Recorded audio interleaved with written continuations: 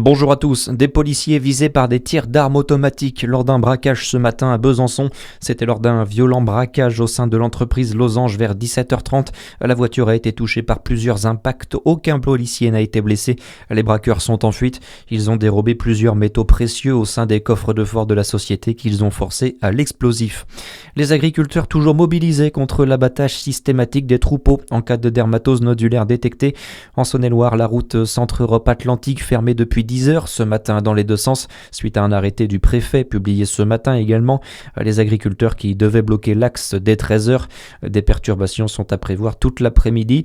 Une délégation a été reçue ce matin par la députée Josiane Corneloup. C'était dans la nuit de vendredi à samedi dernier. Un incendie criminel ravageait plusieurs salles de classe du collège Champollion à Dijon dans le quartier des Grésilles. Un premier constat faisait état d'une réouverture en septembre 2026 seulement. Ce matin, le département et le rectorat annoncent avoir trouvé une solution pour l'accueil des élèves à la rentrée de janvier. Les élèves des classes de 6e, 5e et 4e seront accueillis dès le 5 dans les salles non sinistrées. Des analyses de risque ont été réalisées dans ces salles de classe. Les élèves de 3e, eux, seront accueillis au lycée Gustave Eiffel sous encadrement du personnel habituel du collège. Une centaine de personnes mobilisées hier à Dijon. Un rassemblement était organisé place Jean Massé pour la Journée internationale des migrants, appel initié par la section locale de la Ligue des droits de l'homme.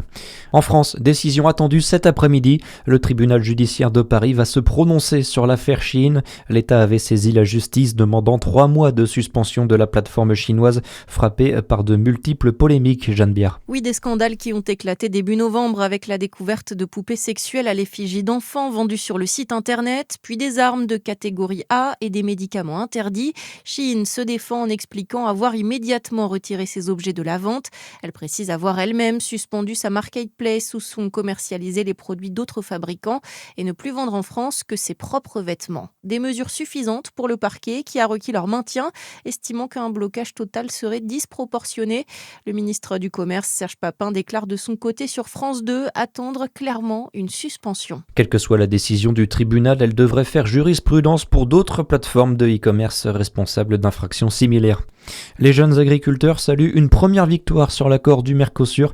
Les représentants des JA qui ont été reçus ce matin par Sébastien Lecornu au lendemain de l'annonce du report par l'Europe de la signature du traité de libre-échange.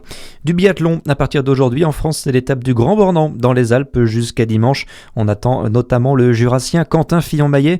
Le double champion olympique s'élancera pour le sprint à 14h15. Le Français est 5e du général en ce début de saison. Et puis en foot, place ce soir au 32e de finale de la Coupe de France. Les clubs de Ligue 1 font leur entrée en lice. Parmi eux, Lens, le leader du championnat, qui joue contre les amateurs de Feigny-Aulnoy ce soir à 21h au Stade Bollaert. Très bonne journée à tous sur Fréquence Plus.